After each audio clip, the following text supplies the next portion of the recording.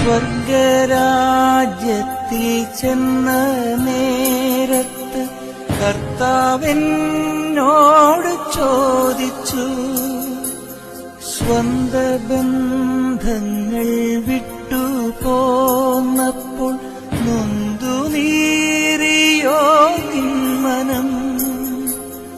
ശങ്ക കൂടാതെ ചൊല്ലി ഞാൻ, കർത്താവേ ഇല്ല തെല്ലുമേ. എത്തി ഞാനെത്തി സന്നിധേ, ഇത്ര നാൾ കാത്ത സന്നിധേ. പോകുന്നേ ഞാനും എൻ ഗൃഹം തേടി ദൈവത്തോടൊത്തുറങ്ങിടാൻ.